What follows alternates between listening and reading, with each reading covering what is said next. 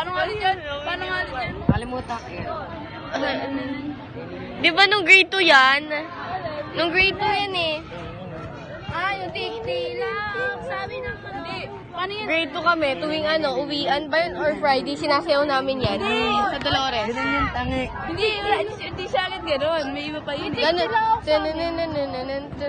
Paano ba yun? Bago mo gano'n? Tik-tilak. Promise, ganun. Hindi.